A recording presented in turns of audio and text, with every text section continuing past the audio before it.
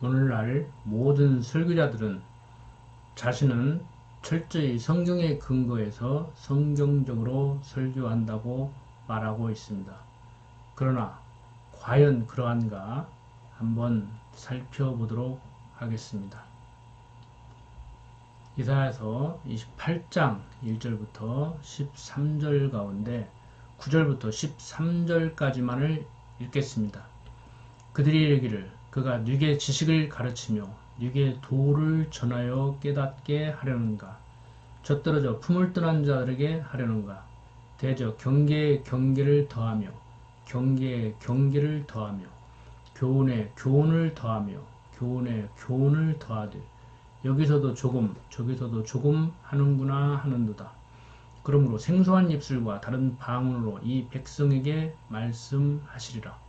전에 그들에게 이르시기를 이것이 너희 안식이요 이것이 너희 상쾌함이니 너희는 곤비한 자에게 안식을 주라 하셨으나 그들이 듣지 아니하였으므로 여호와께서 그들에게 말씀하시되 경계에 경계를 더하며 경계에 경계를 더하며 교훈에 교훈을 더하며 교훈에 교훈을 더하고 여기서도 조금 저기서도 조금 하사 그들로 가다가 뒤로 넘어져 부러지며 걸리며 잡히게 하시리라. 이사야서 28장 9절부터 13절까지 내용을 이해하려면 이사야서 28장 9절부터 13절까지 내용을 이해하려면 최소한 28장부터 33장까지 내용을 대략적으로 이해를 해야만이 제대로 이해를 할 수가 있습니다. 28장부터 33장까지 내용은 북이스라엘이 아수르의 포로가 되기 전에 여호와의 통치 언약에 대해서 말씀하고 있는 내용입니다. 즉 하나님께서 유다 왕국을 통치해 주신다는 말씀을 이사야 선지자를 통해서 말씀하고 계시는 내용입니다. 이 언약의 말씀은 유다 왕 히스기야 6년 그리고 북이스라엘의 왕 호세아 9년에 북이스라엘이 아수르에게 멸망당함으로 이루어졌습니다. 28장 1절부터 13절까지의 내용은 이렇게 북이스라엘이 아수르에게 멸망당하기 전에 하나님께서 이사야 선지자를 통해서 말씀하셨을 때 그들이 어떻게 받아들였는가를 알 수 있는 내용입니다. 이사야서 28장 1절을 보면 취한 자 에브라임의 교만한 면류관이요 화 있을진저 라고 얘기를 하는데 왜 에브라임의 교만한 면류관은 화가 있을 것이라고 얘기를 하고 있는지 여기에서 에브라임은 북이스라엘을 지칭하고 교만한 면류관은 북이스라엘 수도인 사마리아를 지칭하고 있습니다. 즉 북이스라엘 백성들은 화가 있을 것이라고 얘기를 하고 있는 것입니다.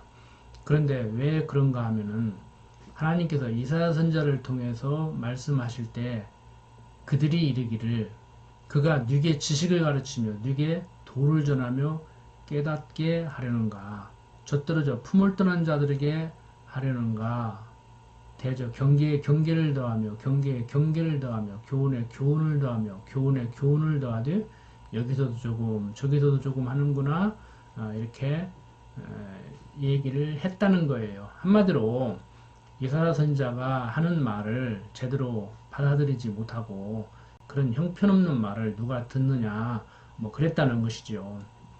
그때 하나님께서는 어떻게 하시는가 하면은 11절에 보면은 그러므로 생소한 입술과 다른 방언으로 이 백성에게 말씀하시니라. 전에 그들에게 이르시기를 이것이 너희 안식이요 이것이 너희 상쾌함이니 너희는 곤비한 자에게 안식을 주라 하셨으나 그들이 듣지 아니하였으므로 여호와께서 그들에게 말씀하시되 경계에 경계를 더하며 경계에 경계를 더하며 교훈에 교훈을 더하며 교훈에 교훈을 더하고 여기서도 조금 저기서도 조금 하사 그들로 가다가 뒤로 넘어져 부러지며 걸리며 잡히게 하시리라. 이사야 선지자를 통해서 말씀하실 때 여기서도 조금 저기서도 조금 갔다가 인용하는 형편없는 얘기를 한다고 비아냥거리니까 하나님께서는 정말 여기서도 조금 저기서도 조금 갖다가 인용해서 말을 하는 그러한 선지자를 보내서 너희들에게 교훈을 주고 그러한 교훈을 듣고 사는 너희들은 망하게 하겠다는 것이지요.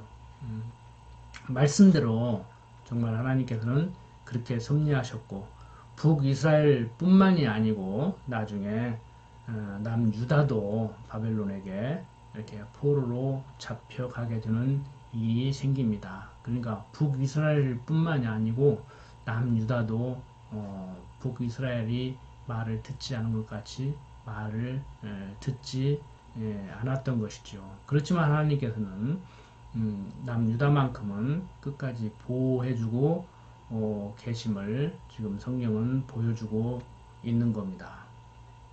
오늘날도 마찬가지입니다.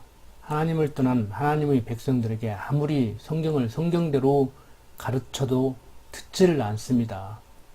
하나님 말씀을 빙자한 성경적이지 않으면서 성경적이라고 하는 그러한 말씀을 전해야 사람들이 듣습니다. 기독교 이단은 말할 것도 없고 정통교단이라고 하는 교회에서까지라도 성경을 성경대로 제대로 가르치지 않습니다. 설교를 할 때 성경을 차근차근 읽으면서 하나님이 어떠한 분이신가에 대하여 가르치지 않고 도덕설교를 합니다. 물론 모두가 다 도덕설교를 하지는 않습니다. 그렇지만 도덕설교를 하지 않고 그리스도의 구속을 가르친다고 하는 분들도 성경을 읽을 때 성경의 내용 중 여기서 조금 저기서 조금 인용하면서 자기가 하고자 하는 말을 합리화하고 있습니다. 그러면서 성경적이라고 합니다. 성경을 읽고 성경 구절을 인용했다고 해서 성경적인 것은 아닙니다. 성경대로 가르치는 것은 아닙니다. 하나님 말씀이라고 하는 성경도 책입니다. 즉 글입니다. 그러므로 글을 읽을 때는 최소한 글의 한 문단을 읽고 얘기해야 전달이 제대로 됩니다. 그래서 문단 나누기를 중요시 하는 것입니다. 그런데 성경에 한두 절 읽고 설교를 한다든지 인용합니다.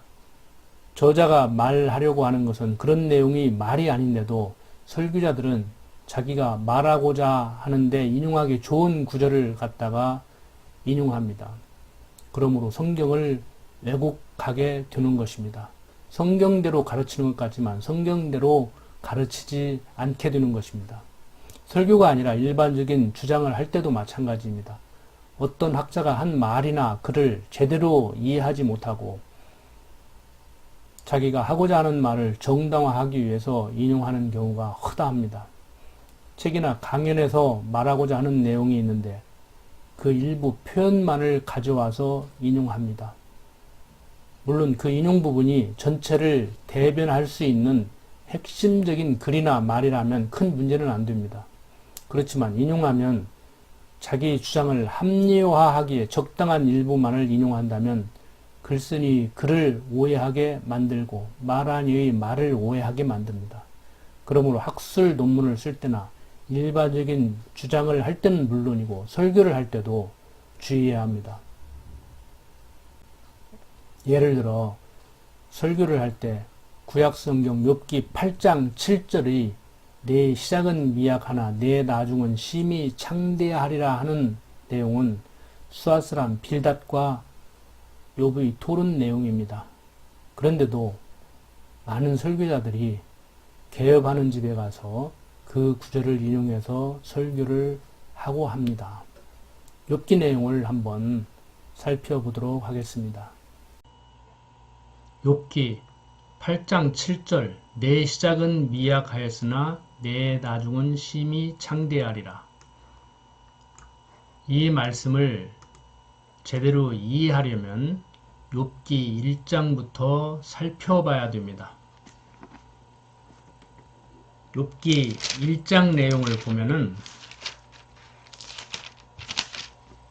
우스 땅에 욥이라는 사람이 있었습니다. 순전하고 정직하여 하나님을 경외하며 악에서 떠난 자였습니다. 그에게는 아들 7이 있고 딸 셋이 있었습니다. 그리고 많은 재물이 있었습니다. 요즘 말로 재벌입니다. 금수저입니다. 얼마나 또 경건한지 아들들이 자기 생일이면 각각 자기 집에서 잔치를 베풀고 그 누이 셋도 청하여 함께 먹고 마셨습니다. 그런데 잔칫날이 지나면 욥은 아들들을 불러다가 성결케 하고 그 숫자대로 번제를 드렸습니다. 왜 그랬는가 하면 혹시라도 잔치를 하는 가운데 잔치에 취해서 하나님을 잊어버리는 범죄를 했을까 봐서 이렇게 번제를 드렸습니다. 그런데 어느 날 하나님의 아들들과 사단이 하나님 앞에 섰습니다. 여호와께서 사단에게 이르십니다. 내가 어디서 왔느냐? 사단이 여호와께 대답을 합니다. 땅에 두루 돌아 여기저기 다녀왔습니다. 여호와께서 사단에게 말씀을 하십니다. 내 종 욥을 유의해서 봤느냐? 그와 같이 순진하고 정직하여 하나님을 경외하며 악에서 떠난 자가 세상에 없다고 하십니다. 이때 사단은 하나님께 얘기를 합니다. 욥이 어찌 까닭없이 하나님을 경외하겠느냐? 많은 재물과 자식을 주니까 하나님을 경외하는 거 아니냐? 그거 주시지 않았다면은 욥이 그렇게 하나님을 경외했겠느냐는 겁니다. 그때 하나님께서는 욥에게 그러면은 욥의 생명만은 건들지 말고 네 마음대로 한번 해보라고 했습니다. 욥의 재물을 쳤습니다. 아들들 다 죽었습니다. 부인은 남편 욥을 저주하고 떠났습니다. 욥은 병이 들어 만신창이가 됐습니다. 살았으나 살아있는 것이 저주라고 할 정도로 욥은 고통스러웠습니다. 그렇지만 욥은 범죄하지 않았습니다. 하나님을 향해서 어리석게 원망하지 않았습니다. 욥의 세 친구가 욥을 찾아옵니다. 대만 사람 엘리바스, 수아 사람 빌닷, 나아마 사람 소발이 욥을 조문하고 위로하려고 욥에게 왔습니다. 대만 사람 엘리바스가 얘기를 합니다. 4장 6절 보면 내 의리가 경외함에 있지 아니하냐? 내 소망이 내 행위를 완전히 함에 있지 아니하냐? 생각하여 보라. 죄 없이 망한 자가 누구인가? 정직한 자의 끊어짐이 어디 있는가? 즉 이유 없이 망했겠냐는 겁니다. 죄가 없이 하나님이 너를 치셨겠냐 하는 겁니다. 또 8장 1절부터 보면은 빌닷이 또 욥에게 말을 합니다. 하나님이 어찌 심판을 굳게 하시겠으며 전능하신 이가 어찌 공의를 굳게 하시겠느냐. 내 자녀들이 주께 득죄하였으므로 주께서 그들을 그 죄에 붙이셨다는 겁니다.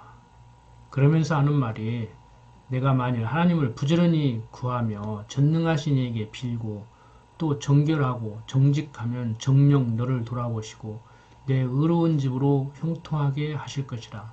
내 시작은 미약하였으나 내 나중은 심히 창대하리라는 것입니다.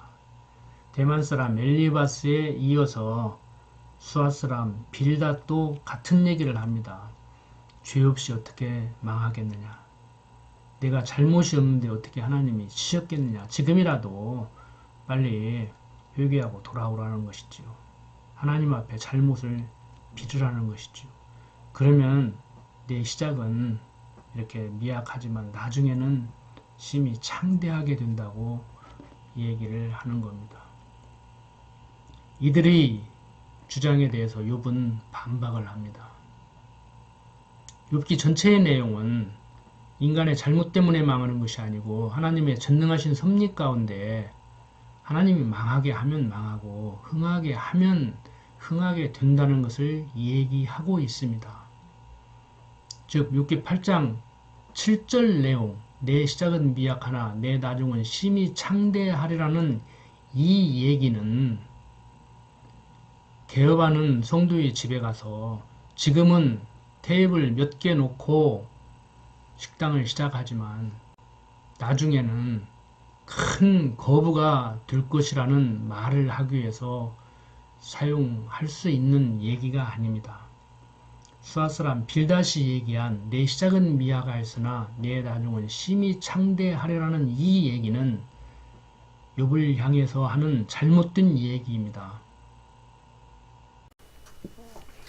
오늘날 많은 설교자들은 이런 식으로 성경을 왜곡하여 가르칩니다. 그러고는 성경적이라고 합니다. 성경 구절을 읽고 적당히 인용하면서 말한다고 성경적인 것은 아닙니다. 물론 욥이 나중에 자녀들도 다시 얻고 재물도 회복하게 되기는 합니다. 그렇지만 수아사람 빌닷이 말한 대로 처음은 미약하지만 나중은 심히 창대하게 된 것이 아닙니다. 오히려 욥은 친구들이 말할 때 내가 이 세상에 올 때 아무것도 가지고 나오지 않았는데 하나님이 주었다가 거두어 간 것이 뭐가 그렇게 큰 문제냐고 얘기를 했습니다. 하나님의 섭리를 기꺼이 받아들였습니다. 그러므로 욥의 친구들이 얘기한 것 같이 회개하고 돌아섰기 때문에 시작은 미약했지만 나중은 심히 창대하게 된 것이 아닙니다. 그러므로 내 시작은 미약하였으나 나중은 심히 창대하리라고 하는 이 말씀은 개업하는 집에 가서 인용할 말씀이 아닙니다. 성경을 하나님 말씀이라고 합니다. 이때 하나님 말씀은 도덕적 교훈이 아닙니다. 말씀은 그리스어로 로고스를 말합니다. 즉 본체가 영원하신 하나님임을 로고스라고 표현했습니다. 그러므로 성경을 읽고 하나님에 대해서 얘기해야 됩니다. 즉 성경은 하나님의 자서전이라고 할 수 있습니다. 그러므로 성경을 읽고 성경이 말하는 하나님은 이런 분이라고 얘기를 해줘야 됩니다. 즉 언약하고 언약대로 이루시는 분, 주권자이신 분, 전능하신 분, 신실한 분, 자비한 분, 시간과 공간을 초월해 존재하시는 영원한 하나님이심을 가르쳐야 됩니다. 그런데도 겨우해야 달라고 하면 요구한 것보다 더 좋은 것으로 주시는 분 정도로 가르칩니다. 이제 성도들이 깨어났으면 좋겠습니다. 그렇지만 지금은 하나님께서 우리를 어둡게 해서 오직 돈만을 추구하게 만들고 가장 도덕적으로 살아야 될 것 같이 말하지만 가장 타락한 시대를 살게 하시는 분임을 알기 때문에 크게 기대하지 않습니다. 제 얘기는 귀 있는 자들은 들으라는 말씀처럼 귀 있는 자들은 들을 것입니다. 감사합니다.